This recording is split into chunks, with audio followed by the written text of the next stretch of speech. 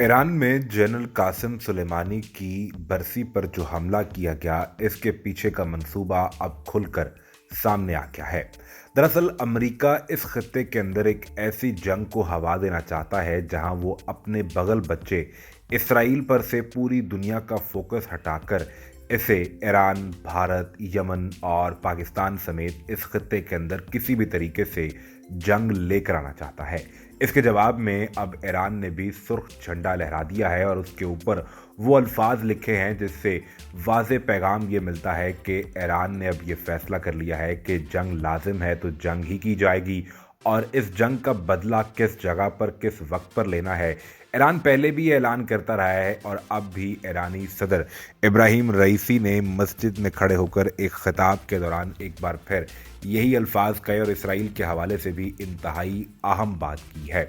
सबसे पहले ये जानना ज़रूरी है कि अमेरिका इस जंग के अंदर किस किस मुल्क को झोंकना चाहता है। जनरल कासिम सुलेमानी की बरसी पर हमला करने के बाद सबसे पहले जो बयान सामने आया वो ईरानी सदर इब्राहिम रईसी का था। उन्होंने एक खिताब के दौरान बात करते हुए कहा कि हम जानते हैं कि ये हमला इसराइल और अमेरिका ने करवाया है, जबकि याद रहे कि इसकी ऑफिशियली जो जिम्मेदारी कबूल की है वो दाइश ने कबूल की है। अलबत्ता ईरानी सदर इब्राहिम रईसी ने कहा कि हिमायत मिलने के बावजूद इसराइल का वजूद ख़त्म हो जाएगा, इसराइल ज़रूर तबाह होगा और वो वक्त जल्द करीब आने वाला है। फिर इसके बाद ईरान की जानिब से सुर्ख झंडा लहराया गया। आप इस सुर्ख झंडे की अहमियत को समझिए, फिर आपको ये अंदाज़ा होगा कि अमेरिका ने इस जंग में भारत को क्यों खींचा है और ऐसे कौन कौन से ममालिक हैं जो अगर अमेरिका के साथ खड़े हो भी जाएं तो भी वो इस पर अमेरिका की कोई मदद नहीं कर पाएंगे। इनके मुतालिक भी आपको बतलाते हैं,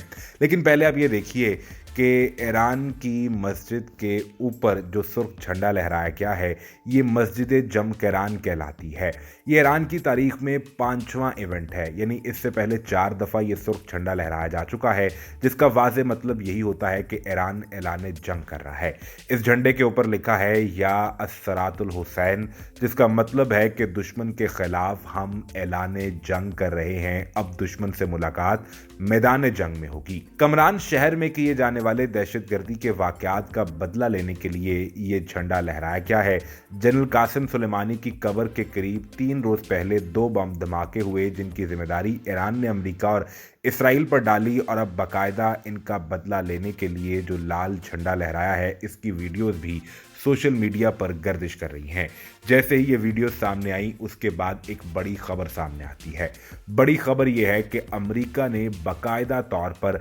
भारत से ये कहा है कि यमनी हौसियों का मुकाबला करने के लिए अमेरिका का मिलकर साथ दिया जाए और भारतीय नेवी इस खित्ते के अंदर यमनी हौसियों का मुकाबला करने के लिए अमेरिका की मदद करे। अब आप ज़रा एक लम्हे को यहाँ रुक जाइए और आप ये जानते हैं कि यमनी हौसियों के पीछे सपोर्ट का इल्ज़ाम ईरान पर लगता रहा है और ये कहा जाता रहा है कि यमनी हौसियों को पैसा, मिलिट्री इक्विपमेंट और ट्रेनिंग ईरान फराहम करता है। इससे पहले भारतीय गुजरात के बॉर्डर के ऊपर एक शिप पर हमला हुआ तो अमेरिका ने भागकर इसका इल्ज़ाम भी ईरान के ऊपर लगा दिया था, जबकि बादशाह पता चला कि ये हमला ईरान ने नहीं करवाया था। अब अमेरिका ये चाहता है कि इस खित्ते के अंदर यमन के साथ भारत को एंगेज किया जाए और भारतीय नेवी यहाँ पर अमेरिका के लिए किराए की नेवी और फौज के तौर पर काम करे और यमनी हौसियों को इसराइल की तरफ जाने वाले और आने वाले रेड सी के इलाके को सेव करने के लिए काम करे और यहाँ पर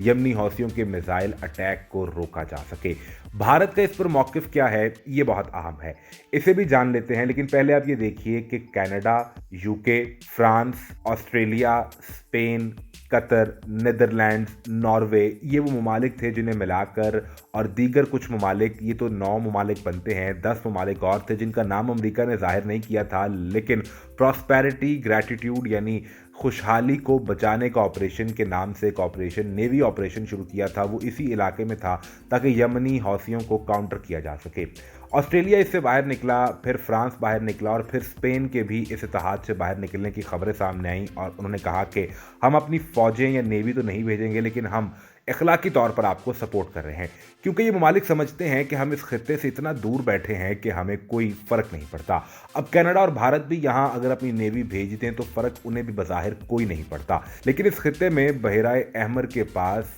भारत के लिए एक स्ट्रेटेजिक पोजीशन हो सकती है, जबकि इसके साथ साथ रेड सी की तरफ आने वाला रास्ता भी भारत सिक्योर कर सकता है। लेकिन भारत इसमें रिलक्टेंट है, यानी वो अमेरिका का साथ नहीं देना चाहता, क्योंकि इसराइल जो कुछ कर रहा है अब यमनी हौसियों के हमले की एक बुनियादी वजह यह है कि वो इसराइल को प्रेशराइज करना चाहते हैं कि वो गजा के अंदर मुसलमानों पर जुल्म सितम को रोक दे, इसे बंद कर दे। लेकिन अगर भारत यमनी हौसियों के ऊपर हमलावर होता है तो फिर उसे ये देखना होगा कि पूरी मुस्लिम दुनिया के अंदर भारत का इमेज ये जाएगा कि ये अमेरिका और इसराइल के साथ खड़ा है, तो फिर सिर्फ यमन से ही हमला नहीं होगा, फिर भारत अपने नए दुश्मन भी पाल लेगा।